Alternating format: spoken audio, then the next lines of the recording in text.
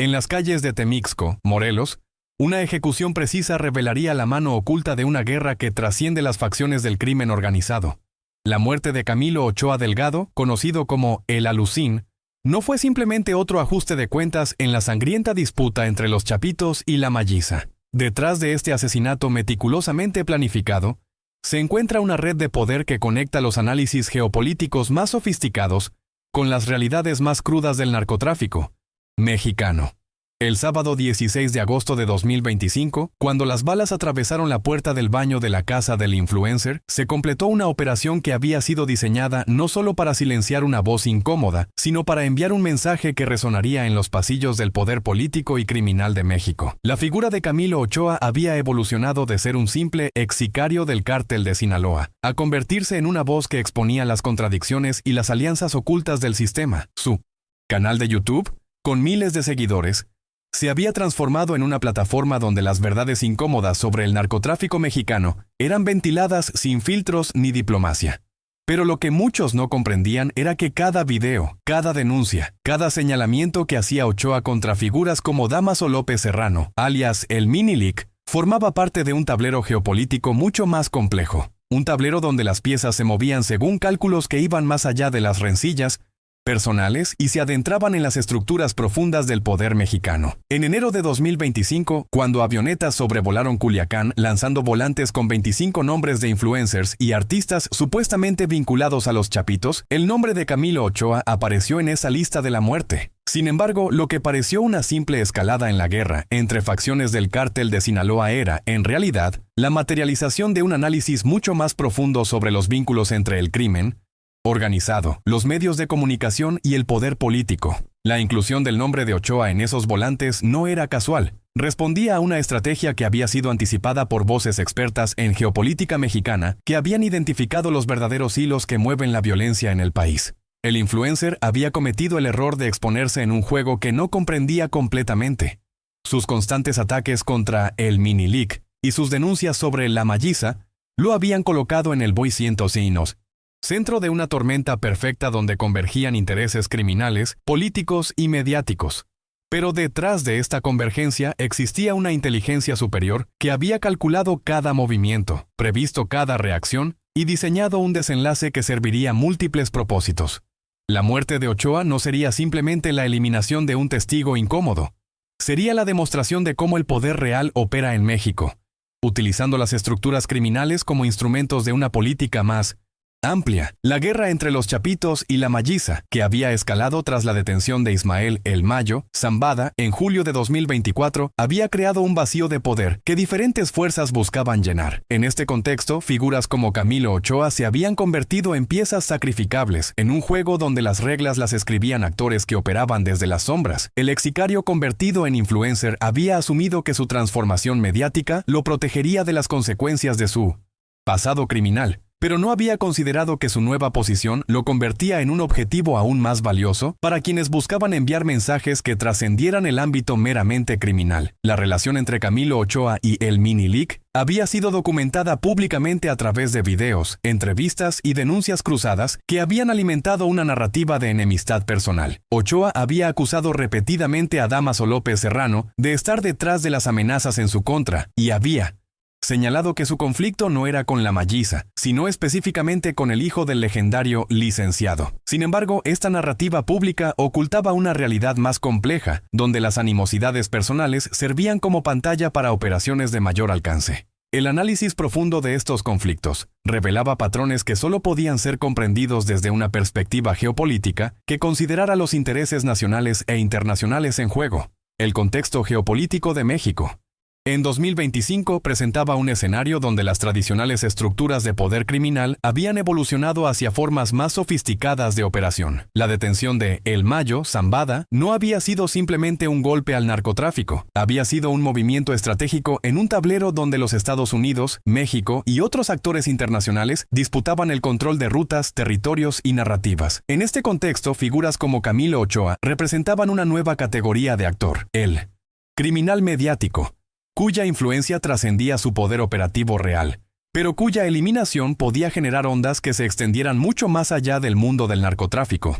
El análisis de los volantes de enero y la posterior escalada de amenazas contra Ochoa revelaba un patrón de sofisticación que sugería la presencia de una inteligencia superior coordinando los movimientos, la precisión con la que se seleccionaron los 25 nombres, la forma en que se distribuyó la información y la manera en que se ejecutaron las amenazas posteriores mostraban un nivel de planificación que iba más allá de las capacidades tradicionales de los grupos criminales. Esta sofisticación apuntaba hacia la existencia de actores que operaban en la intersección entre el crimen, la política y la inteligencia, utilizando el conocimiento geopolítico para maximizar el impacto de sus operaciones. La figura de el Mini-Leak en esta narrativa no era simplemente la de un heredero criminal buscando venganza personal. Dámaso López Serrano representaba una nueva generación de operadores criminales que habían crecido en el contexto de la guerra contra el narcotráfico y que habían desarrollado una comprensión sofisticada de cómo utilizar los medios, la tecnología y la opinión pública como armas. Su conflicto con Ochoa no era una simple disputa entre ex-socios, era una demostración de cómo las nuevas formas de poder criminal operaban en el siglo XXI, utilizando influencers, redes sociales y narrativas públicas para lograr objetivos que tradicionalmente se habrían perseguido solo a través de la violencia. La detención de el Mini-Leak en Estados Unidos en diciembre de 2024 había alterado significativamente el equilibrio de poder en el cártel de Sinaloa. Sin embargo, su influencia seguía operando a través de redes que habían sido construidas durante años de operación sofisticada. El hecho de que las amenazas contra Ochoa continuaran e incluso escalaran después de su detención sugería que las estructuras que había construido eran más resilientes y complejas de lo que aparentaban. Esto planteaba preguntas fundamentales sobre la naturaleza real del poder criminal en México y sobre los límites de las estrategias tradicionales de combate al narcotráfico. El ecosistema de influencers del narcotráfico que había surgido en los últimos años representaba un fenómeno único en la historia del crimen organizado mexicano. Figuras como Ochoa, Marquitos Toys y otros habían logrado monetizar y mediatizar experiencias criminales de maneras que anteriormente habrían sido impensables. Sin embargo, este nuevo estatus los había colocado en una posición paradójica. Su visibilidad los protegía parcialmente de la violencia tradicional, pero también los convertía en objetivos para formas más sofisticadas de presión y eliminación. El caso de Ochoa demostraría que en este nuevo ecosistema, las reglas tradicionales de protección y supervivencia ya no aplicaban. La metodología utilizada para eliminar a Paín y a Cientocienta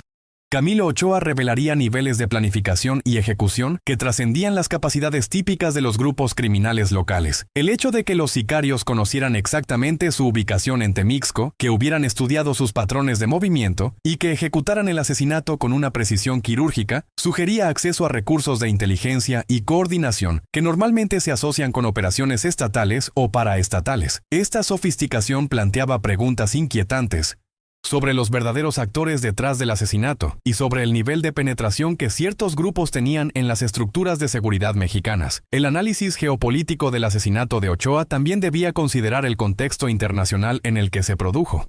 Las tensiones entre México y Estados Unidos sobre el tema del narcotráfico habían alcanzado nuevos niveles tras las elecciones estadounidenses y la presión sobre el gobierno mexicano para mostrar resultados en el combate al crimen organizado era inmensa.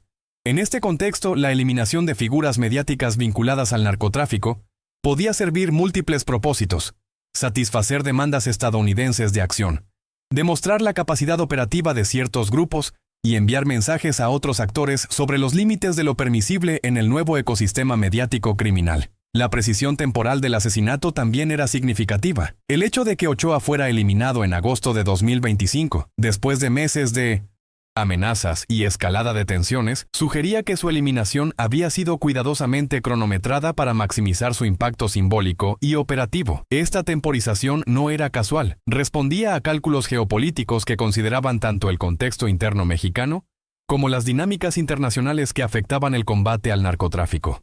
La muerte de Ochoa no era un acto impulsivo de venganza, era un movimiento calculado en un juego de poder mucho más amplio. El modus operandi utilizado en 1900.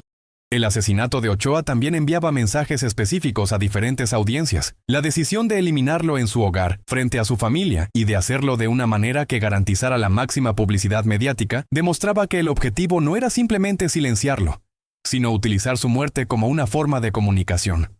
Este tipo de violencia simbólica es característica de operaciones diseñadas por actores que comprenden profundamente la psicología social y política de la violencia y que buscan maximizar el impacto de sus acciones más allá del objetivo inmediato. La respuesta de las autoridades mexicanas al asesinato de Ochoa también revelaría aspectos importantes sobre el verdadero balance de poder en el país.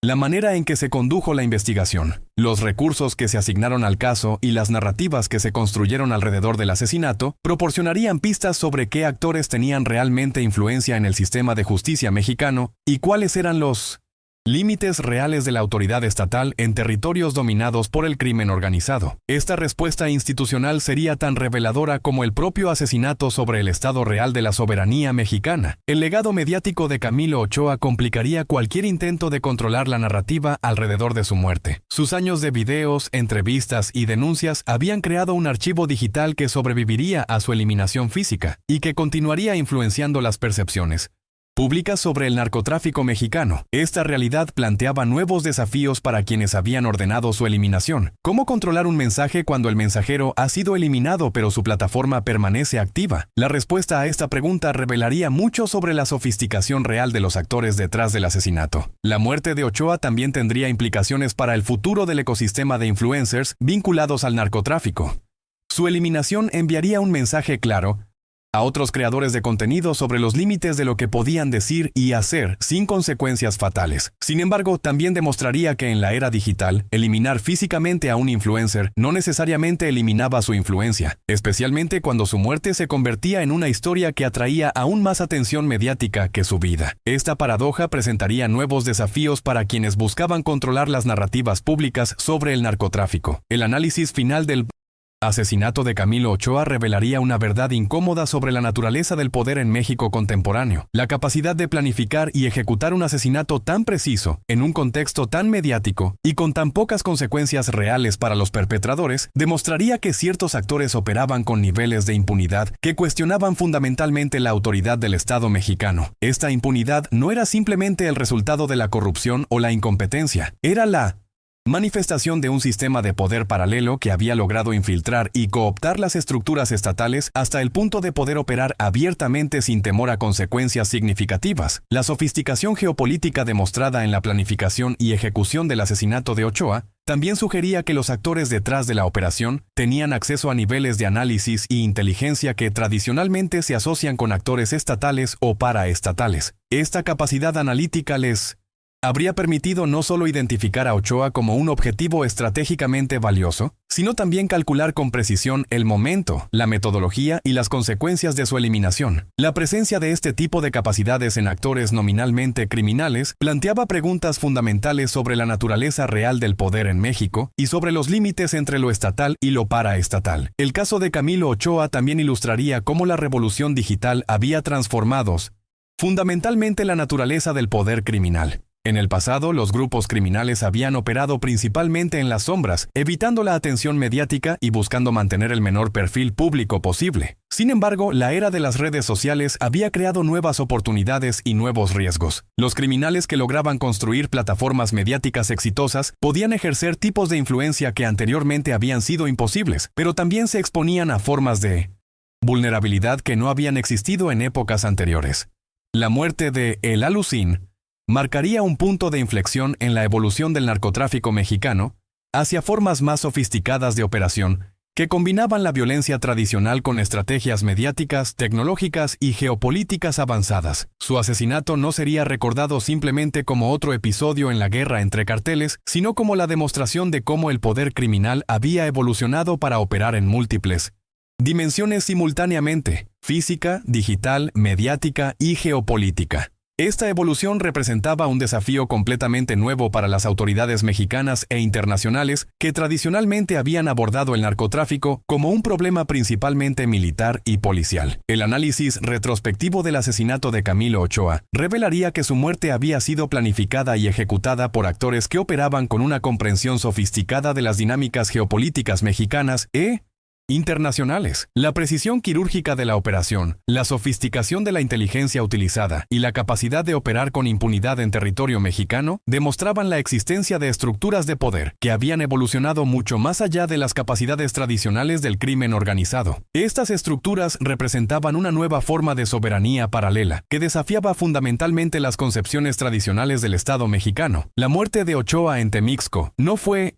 simplemente la eliminación de un influencer incómodo. Fue la materialización de una nueva forma de violencia política que utilizaba las estructuras criminales como instrumentos de comunicación y control social. En esta nueva realidad, la línea entre lo criminal y lo político se había desdibujado hasta volverse prácticamente indistinguible, creando un contexto donde actores nominalmente criminales podían ejercer formas de poder que tradicionalmente habían sido prerrogativa exclusiva del Estado. El asesinato de El Alucín sería recordado como el momento en que esta nueva realidad se hizo visible para quienes tenían los ojos para verla y la sofisticación analítica para comprenderla. En las calles ensangrentadas de México, donde la violencia del narcotráfico había alcanzado niveles que desafiaban toda comprensión, la muerte de Camilo Ochoa representaba algo más que un ajuste de cuentas entre criminales.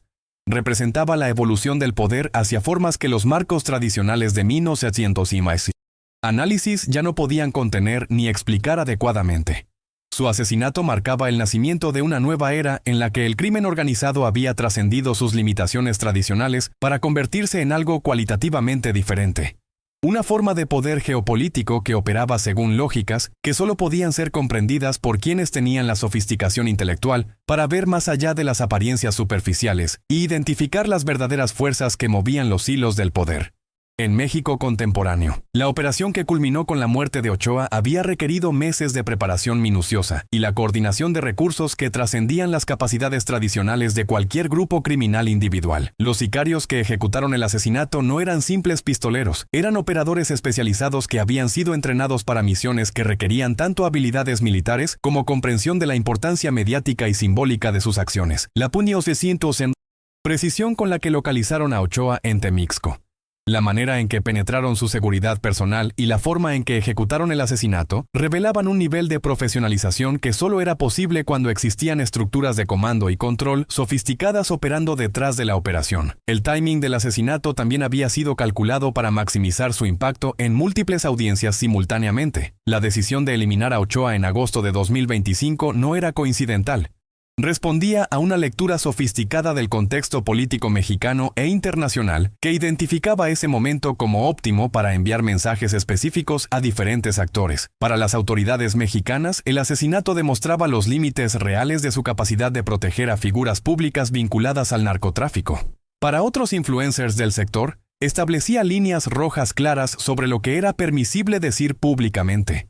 Para actores internacionales, demostraba la sofisticación operativa de ciertos grupos criminales mexicanos. La elección del método de ejecución también había sido diseñada para transmitir mensajes específicos sobre la naturaleza del poder que había ordenado la eliminación de Ochoa. El hecho de que los sicarios hubieran penetrado su hogar, lo hubieran ejecutado en presencia de su familia y hubieran huido sin ser capturados, demostraba no solo capacidad operativa sino también acceso a inteligencia de alta calidad sobre sus movimientos y rutinas. Esta combinación de capacidades sugería que los actores detrás del asesinato tenían acceso a recursos y redes de información que normalmente se asocian con operaciones de inteligencia estatales o paraestatales. El análisis de los patrones de comunicación de Ochoa en los meses previos a su muerte revelaría que había estado recibiendo información de fuentes que lo habían llevado a hacer declaraciones cada vez más específicas y precisas sobre las operaciones de diferentes grupos criminales. Esta precisión había elevado significativamente su valor como objetivo, ya que sugería que tenía acceso a redes de información que podrían comprometer operaciones futuras si no eran neutralizadas. La decisión de eliminarlo no había sido motivada únicamente por venganza personal.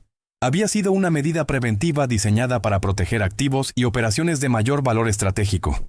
La sofisticación tecnológica demostrada en el tracking y eliminación de Ochoa también revelaba la adopción por parte de 1900 ciertos grupos criminales de capacidades que anteriormente habían sido exclusivas de actores estatales. El uso de tecnología de vigilancia avanzada, comunicaciones encriptadas y técnicas de inteligencia de señales para localizar y neutralizar objetivos demostraba que la brecha tecnológica entre actores estatales y no estatales se había reducido significativamente. Esta convergencia tecnológica tenía implicaciones profundas para el futuro del combate al crimen organizado y planteaba preguntas fundamentales sobre la eficacia de las estrategias tradicionales de seguridad nacional.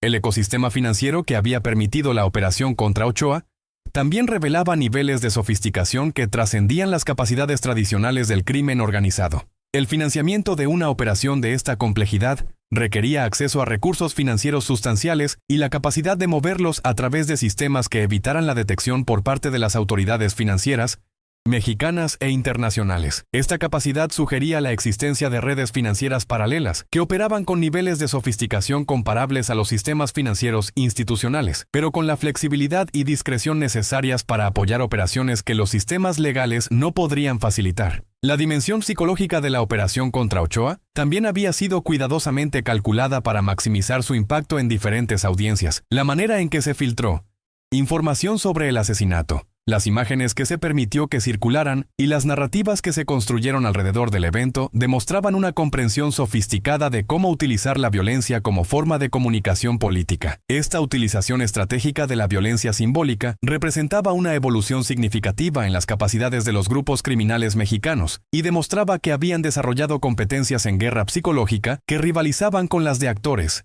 estatales especializados. La respuesta internacional al asesinato de Ochoa también revelaría aspectos importantes sobre cómo diferentes gobiernos comprendían la evolución del crimen organizado mexicano. La manera en que actores como Estados Unidos, Rusia, China y Europa respondieron al asesinato proporcionaría pistas sobre sus propias evaluaciones de la sofisticación y las capacidades de los grupos criminales mexicanos. Estas respuestas también revelarían hasta qué punto diferentes potencias internacionales estaban dispuestas a reconocer públicamente que ciertos grupos criminales habían evolucionado hasta convertirse en actores geopolíticos significativos que requerían estrategias de engagement más sofisticadas que las tradicionalmente utilizadas para combatir el crimen organizado. El legado analítico del asesinato de Camilo Ochoa sería su demostración definitiva de que el poder criminal en México había evolucionado cualitativamente hacia formas que requerían marcos conceptuales completamente nuevos para ser comprendidas y combatidas efectivamente. Su muerte no sería recordada simplemente como otro episodio de violencia del narcotráfico. Sería vista como el momento en que se hizo evidente que México enfrentaba actores que operaban según lógicas geopolíticas sofisticadas y que tenían acceso a capacidades que tradicionalmente habían sido prerrogativa exclusiva de actores estatales. Esta evolución representaba un desafío existencial para la soberanía mexicana y requerirían respuestas que trascendieran los marcos tradicionales de seguridad pública para adentrarse en el territorio de la seguridad nacional y la defensa geopolítica.